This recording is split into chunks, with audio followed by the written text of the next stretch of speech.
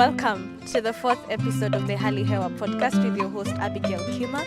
This podcast brings together key African players in the climate space to simply share their stories and experiences as they advocate for climate justice and environmental justice.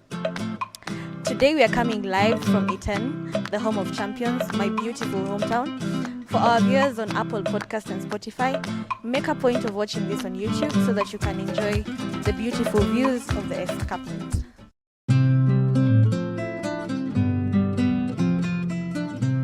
Our guest today needs no introduction. Vanessa Nakate is one of the most well-known young climate activists from Uganda.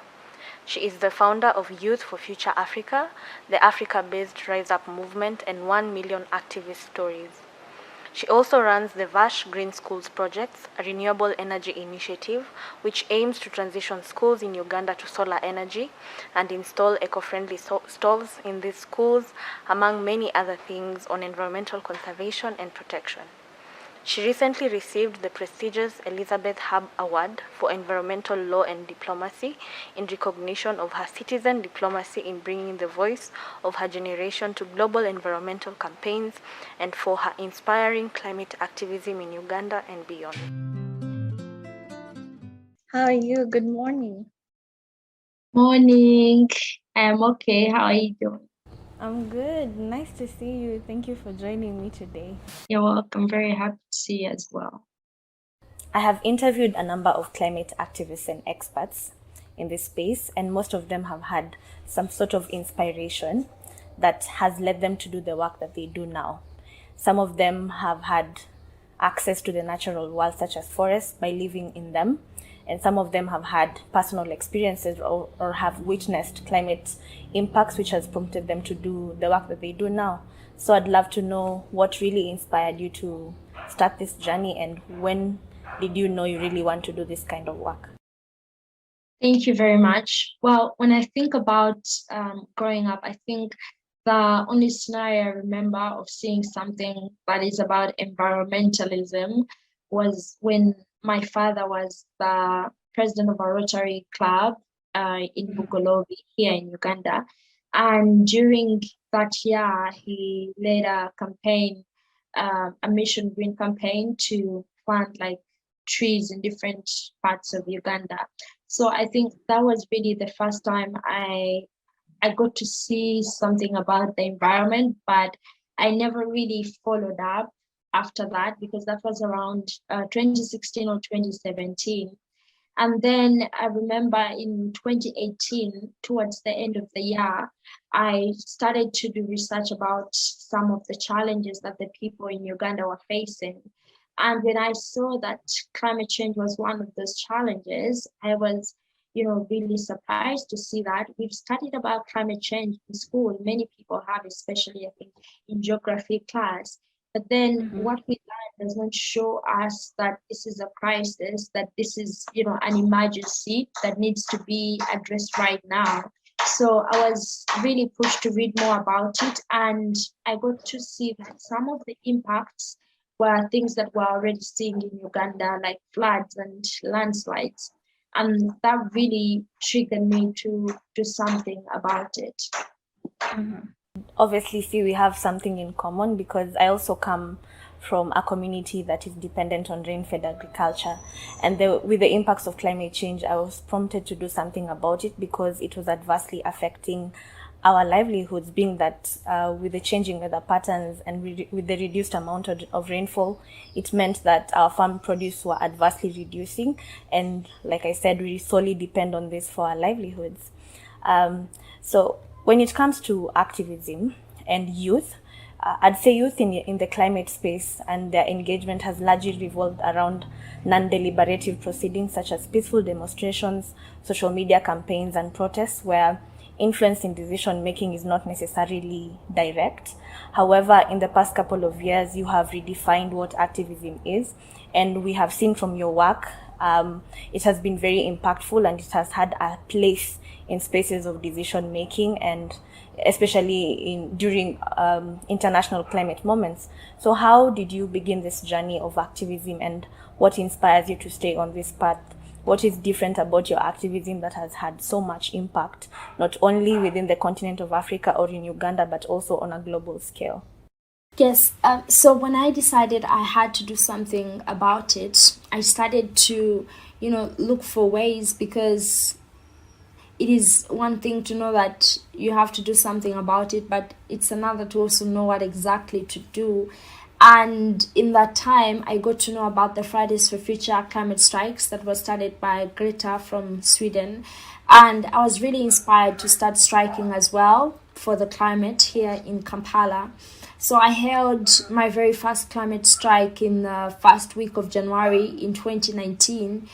And through, that process of starting, I started to reach out to schools as well to carry out, climate education. And I held my very first climate strike in the first week of January in 2019. It has involved going to schools to carry out climate education, because I believe, there is so much power in teaching students, especially children, about what is happening, but also about their power, or the power of their voices to make it a better world for everyone, or the power of their actions to transform this world. And this also included going to communities to carry out climate education with the very communities that are experiencing the terrible impacts of the climate crisis, the very communities that are dependent on rain-fed, agriculture. And we know that when there is no rain, people's crops dry, people's crops die, and there is no food for people. And many times when there is also rain, it comes in torrential kind of rainfall that just causes destruction of farms, people's homes, people's businesses. So I also thought that it was important to reach out to communities to tell them about what was happening. But while doing all that, I would share most of the work on my social media, and that really helped to reach many people as well. And I started to get invited for the different climate conferences, and I believe that there is a need to have people in the conversations about the climate crisis. And above all, there is a need to have communities that are on the front lines of this crisis, in the rooms where decisions about our planet are being made. And I also know that every activist has a story to tell, and every story has a solution to give, and every solution has a life to change. And with these conferences or these platforms, or the interviews, I've always used those opportunities and platforms to talk about what is happening and what needs to be done. Yeah. You've mentioned something very important, which is the power of social media in this time and age. And as young people, we are lucky to have an opportunity to use very readily available resources and platforms where we can amplify our work and tell our stories.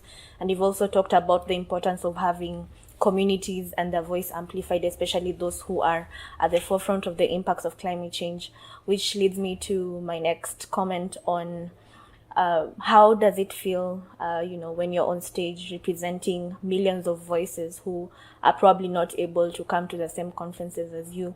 How does it feel like for you being on stage, knowing that you're speaking for millions of communities who are feeling the impacts of climate change to a great extent?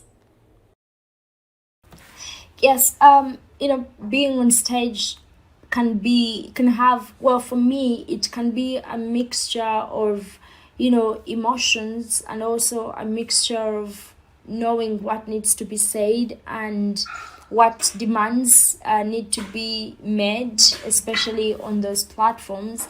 It can be quite hard, especially when you have to constantly explain to people that the climate crisis is real, and you have to keep doing this. So it's quite hard that you have to keep convincing people that, because of the climate crisis, children are going hungry. Because of the climate crisis, girls are dropping out of school, or because of the climate crisis, girls are being forced into early marriages. So it gets really hard when you have to bring in, the human face of the climate crisis, which is very important, because climate change is more than weather, it's more than statistics, it's more than data points, it's about the people.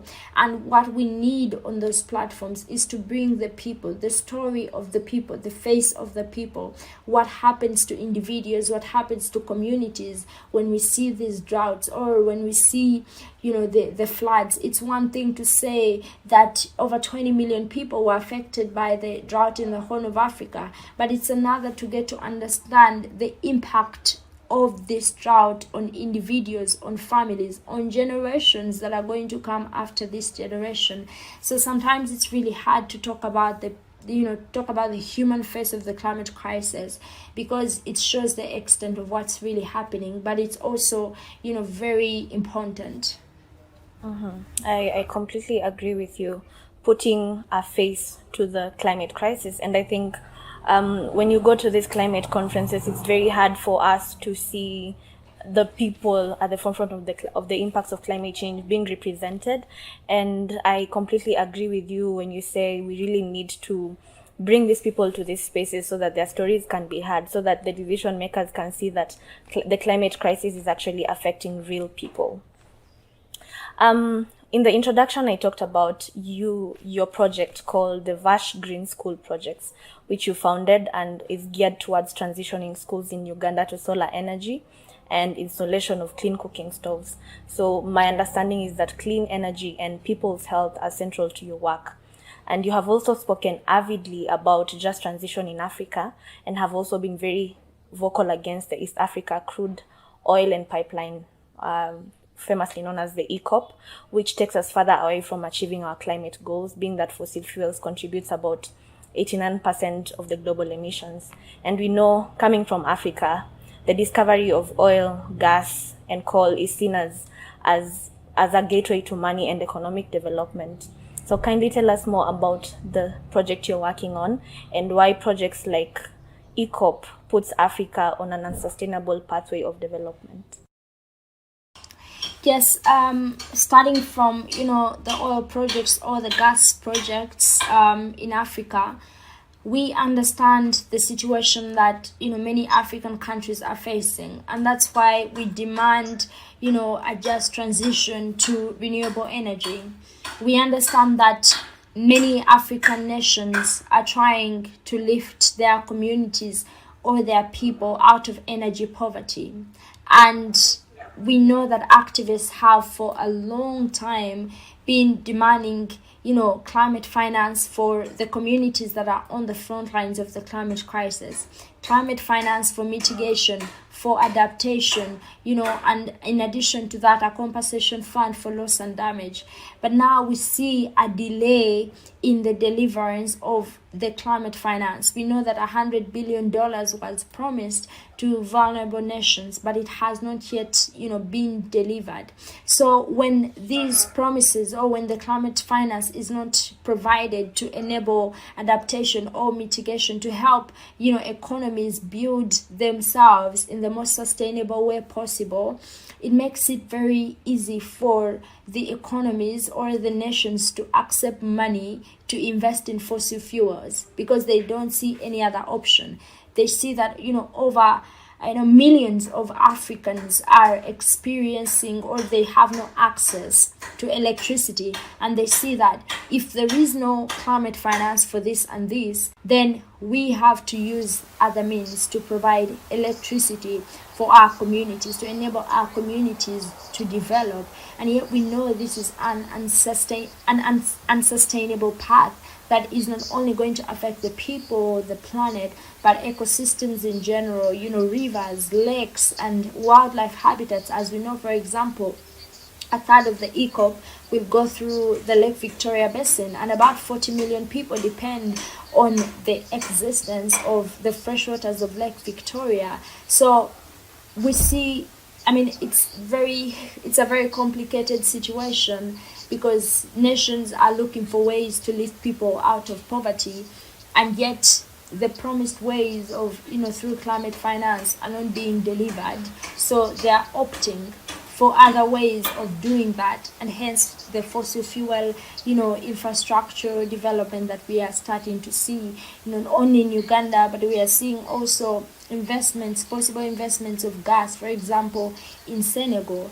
So that's why when we demand a just transition, it is to really put the people on the front lines, on the center, to know that this is not just a fight for the climate crisis, it's also a fight to lift people out of poverty. And for a just transition to renewable energy, it means that the communities that are experiencing energy poverty right now, that they are able to have affordable, they're able to have, they're able to access renewable energy at affordable prices, so that they can be able to be lifted out of energy poverty. So we need climate finance for mitigation, for adaptation, for loss and damage for the communities that are on the front lines of the climate crisis. And it's sad to say that if these nations within Africa don't see the climate finance to help their economies build sustainably, they are going to choose other options that we know are not friendly to the environment. I completely agree. And you're doing something about it with the Vash Green School Project. Kindly tell us more about that. I forgot that, sorry. It's okay.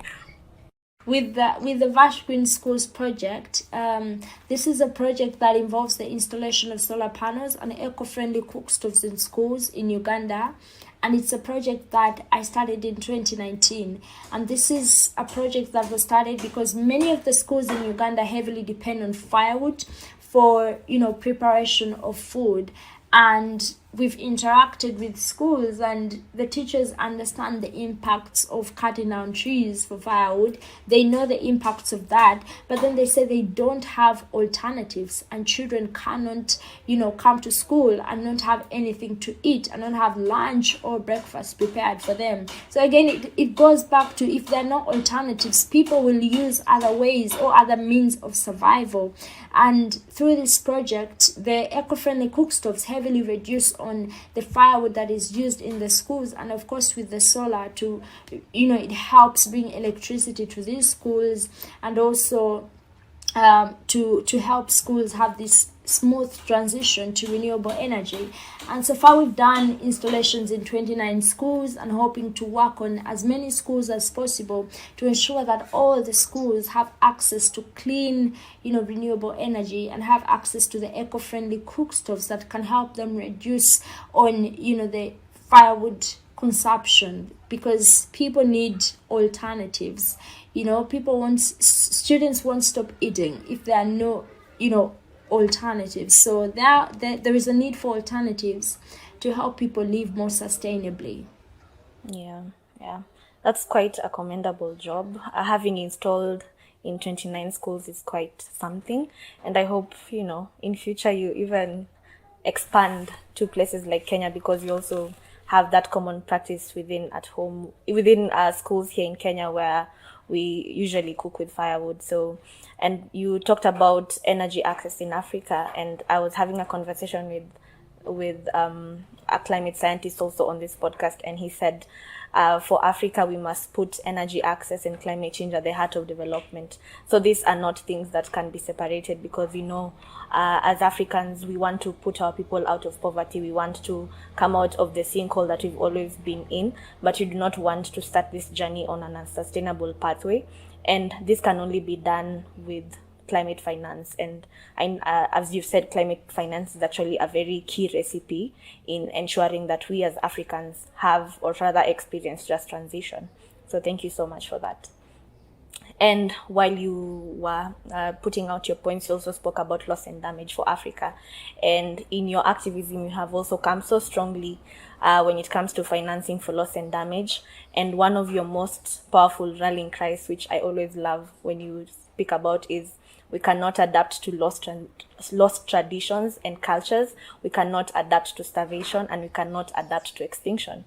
So do you mind explaining what loss and damage in the context of climate negotiations is about, and what loss and damage means for African countries? So the climate crisis is pushing communities and people to places or situations where they cannot adapt anymore. And for so long, we've talked about adaptation, which is very important. And that's why even in the demands for, climate finance. There is a need for climate finance for adaptation. And something that I, forgot to mention was that the $100 billion that was promised and not delivered is no longer enough for mitigation and, adaptation, just to make a note on that. So we've been talking about adaptation, which has always been important and is still very important. But now we are in a situation whereby some communities cannot adapt anymore. We are in places where adaptation cannot work anymore. Because when, droughts like what we saw in the Horn of Africa, or the hunger crisis that we've seen in Karamoja, that's in Uganda, which has left about 500,000 people with no access to food. When those things happen, you realize that you can't adapt to the loss of lives, or you can't adapt to starvation. When islands are submerged, coastlines are submerged, you can't get that back. You realize that you can't adapt to the loss of islands. You can't adapt to sinking islands because they are gone. They have been submerged by water. When you think about extinction, once species go extinct, they are gone. They are gone. We won't have any adaptation methods to bring back those species. They are gone. So we realize that now in the conversation of the climate crisis, we are not only talking about adaptation, but we are also talking about loss and damage that is happening right now. And that is the climate crisis is pushing people in places where they cannot adapt anymore. And that's why there is a need for a loss and damage facility to help communities that are experiencing the worst impacts of the climate crisis, to help communities or people that have lost so much because of the climate crisis. When you look at what happened in Mozambique with Cyclone Idai that caused so much destruction, left more than 1,300 people dead, that there we see is loss and damage. Lives, were lost, people died, property was destroyed, economies were taken backwards, and they have to work to, get back to where they were. But all this needs money. All this needs support. We also know that Mozambique had to get a loan, to address the impacts that were caused by the cyclone. And this shouldn't be happening. These are countries that are not responsible for the climate crisis.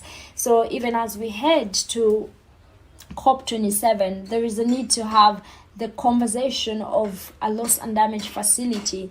In fact, we need to move away from conversation, because we've been talking about it, and we know about the Glasgow dialogue. So we need to move from talking about loss and damage to actually talking about real action, talking about real money to be put in place for the people that are on the front lines. The fight for the climate crisis, in the end of everything, it's a fight to help people, to help, communities get better, to help people thrive, and to just really help people be lifted out of the climate crisis, be lifted out of, anything that doesn't let them live the way that they should live.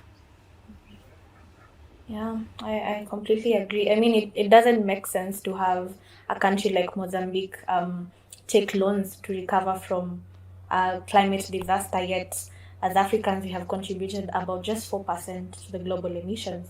And this conversation about climate finance and now finance for loss and damage really needs to be taken up, because communities from Africa, especially where we come from, are continue to face these problems and are getting deeper and deeper into these problems and putting them further into abject poverty. So we really need to do something about climate financing come COP27.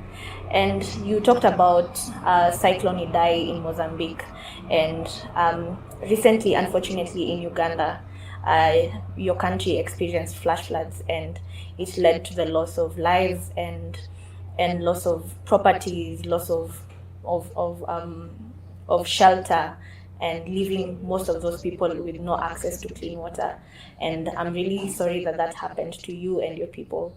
And I remember seeing that on the news, and I instantly, you came to my mind, and that is you and your friends who have been speaking about this thing over and over again with little to no action. So what was that like for you? I can imagine it was really hard for you to bear, being that you've been in this space for so long, you've been trying to speak about it, you've been trying to rally world leaders to do something about it. So what was that like for you? These floods happened in the region of Male, and it was after a heavy downpour. And of course, it was very devastating to see like what had happened, and also to see how the people living in that area were saying they had never seen anything like that before. And it left over 20 people dead, and of course thousands of people displaced, and thousands of property destroyed, and like I've said, farms destroyed, water sources contaminated, and leaving people in hopeless, situations whereby people don't know what to do next. They have lost it all. And I believe it was devastating for so many other people across the country, and many people were talking about it. And, we've really been talking about the climate crisis. We've been talking about the impacts. We've been talking about some of the things that were already happening within Uganda and how people were being impacted. And it's very sad that many people didn't take that seriously. It's very sad that many people even made jokes about it, that activists were exaggerating the climate crisis. But when this happened, something they had never seen before, and how it impacted so many people in Bali, then people start to realize that actually something is wrong, something is happening. But it's very sad that people have to wait to see the worst to actually believe that, the crisis is here and it's impacting people right now. So it was quite devastating for so many people, I believe, and I hope that, we can do something. We can, from that devastation, we can get the strength to organize and mobilize and demand for a future that rightfully belongs to us, but not just us, but also the coming generations. Completely agree with you. You've spoken about very sensitive topics such as loss and damage and your experience with the flash floods in Uganda. And we know we are moving to COP27 this year in Egypt, and everyone is calling it an African COP. And we know that most civil society organizations and even activists have been coming together to sort of develop a shared narrative of the African continent and putting our points together and articulating our priorities for COP27, especially for the African continent. And so as we move to COP27 with the issue of loss and damage in Africa, with the issue of loss of just transition, with the issue of climate impacts, mitigation and adaptation, what is your message to the world leaders come COP27, and what would you say are the key African priorities for you as an activist? Yeah, I'll first mention that, the COP being in Africa is not what will make it an African COP. One of the things that will make it an African COP is to really have the representation of African activists, African communities at this COP. And it's evident that many activists are trying to figure out accreditation and funding. So if, anyone is able to support any activist with accreditation or funding, just do it, because we need to have as much representation as possible of activists from Africa at COP27. And I think the other thing that will really make it an African COP is when it highlights what is happening on the African continent, but also in other areas that are on the front lines of the climate crisis, to really highlight the loss and damage, or in general the impacts of the climate crisis and what needs to be done. So, well, for me, my key messages, I believe, are around loss and damage that is happening right now, and the need for a loss and damage facility, and also the issue of climate finance in general for mitigation and adaptation. Yes, like I said, the $100 billion is no longer enough, more money is needed to help communities that are on the front lines of the climate crisis.